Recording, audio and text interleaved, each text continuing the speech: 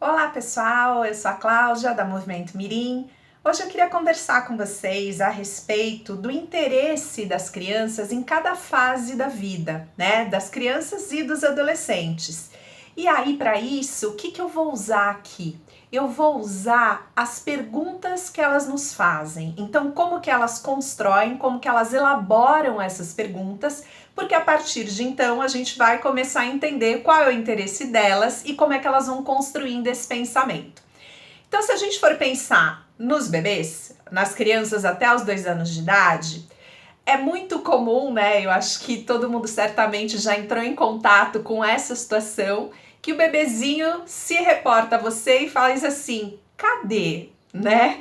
Então, na verdade, quando ele faz esse tipo de pergunta, cadê? É alguma coisa que estava na frente dele e que sumiu, ou então alguma coisa que ele está lembrando, que ele está começando a remeter, isso se a gente estiver falando de bebezinhos a partir de 1 ano e 8, 1 ano e 9, mais ou menos, né? Antes disso, aquilo sumiu, né? A partir dessa idade, ele vai lembrar que aquilo existia e que aquilo não tá na frente dele, né? Gente, isso traz uma orientação importante para o nosso trabalho. Na verdade, esse é o momento que a criança está descobrindo o mundo. Ela está descobrindo aquilo que não faz parte do próprio corpo dela, aquilo que compõe o mundo, o contorno das coisas, como que essas coisas chamam, né?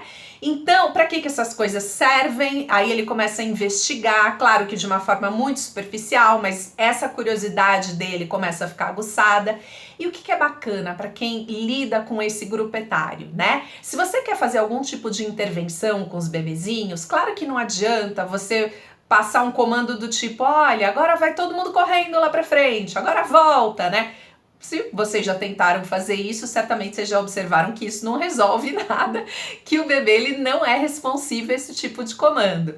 Mas olha que interessante, se o interesse dele é por objetos, né? Objetos do interesse dele, se ele percebe que aquilo estava lá e de repente aquilo não tá, e ele se interessa pelo que aconteceu com aquilo, isso dá pra gente uma dica no seguinte sentido: esses objetos, eles podem mediar nossa relação com os bebês, então dependendo da tua intenção, você pode cobrir esse objeto para o próprio bebê tirar essa cobertura do objeto, aí a gente pode trabalhar toda essa questão de manipulação com ele. Se você quiser deslocar esse bebê, né, você pode lançar esse objeto até aquele lugar, ou você conduz o objeto até aquele lugar, você pergunta cadê e o bebê vai até aquele lugar. Se você quer que ele tenha, de repente, um comportamento mais investigativo, que ele explore mais aquele espaço, né? Aí você esconde um pouquinho mais enfim, você propõe aonde tá, cadê? E aí o bebê procura, claro, se o espaço for pequeno, né?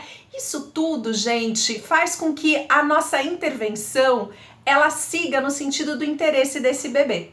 Bom, aí então esse bebê cresceu. E aí a gente está falando dessas crianças aí entre 2 e 6 anos, 3 e 6 anos mais ou menos. Qual é a pergunta que essas crianças fazem pra gente sempre? O quê? Né? Então tudo eles perguntam: o que é isso? O que é aquilo? Né? E aí, qual é a dica que a gente está recebendo nesse sentido? A gente precisa diversificar o ambiente e diversificar os objetos que a gente apresenta para essas crianças. A partir de então, essa curiosidade natural da criança vai transformar aquele objeto. Isso que é mágico. Porque muitas vezes aquele objeto serve para um determinado fim e a criança transforma. Você pega, por exemplo, um bambolê, entrega um bambolê para a criança, ela vai transformar aquilo. A forma como ela vai se relacionar com aquele bambolê, às vezes é muito mais interessante do que aquilo que você estava pensando em fazer, né? E isso, na verdade, estimula muito esse comportamento investigativo dela para entender o que é aquilo exatamente, né? Ela vai investigando e ela vai se movimentando. Então, a gente pode estruturar a nossa aula nesse sentido. Quando a gente está falando das crianças na segunda infância, então essa criança cresceu, agora ela tem lá os seus 7, 8, 9 anos mais ou menos. A pergunta clássica: por quê? Então essas crianças se interessam pelo porquê das coisas. Por que as coisas funcionam daquela forma? Às vezes a gente não dá conta de responder tantos questionamentos, né? O tempo inteiro é por quê, por quê, por quê, por quê. Então a nossa abordagem com essas crianças tem que ser sempre no sentido de explicar, de conceituar aquilo que está sendo proposto. Não dá mais pra gente simplesmente falar o que deve ser feito. A gente tem que explicar por que que aquilo deve ser realizado daquela forma. A gente pode até propor que elas experimentem e aí pedir para que elas próprias comuniquem a gente por que que elas fizeram aquela escolha, né? O que aconteceria se elas tivessem feito outra escolha.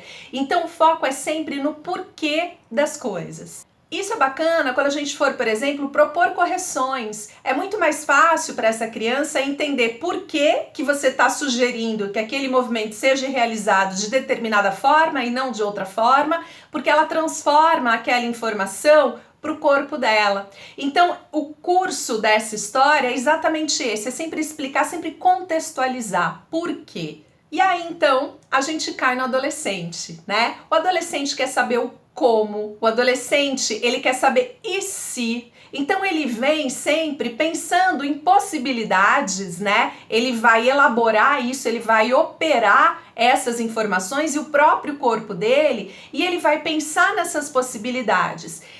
É muito interessante para a gente propor para esse sujeito, para ele ter esse olhar técnico, e a partir do momento que ele começa a planejar as possibilidades de se locomover naquele espaço, de se locomover naquele jogo, quais seriam então as ações do oponente, como é que ele vai bloquear aquilo, na hora que ele pensa sobre isso, e aí a gente sugere que ele transfira isso para uma situação real, para uma situação de jogo, para uma situação de aula, para uma situação prática.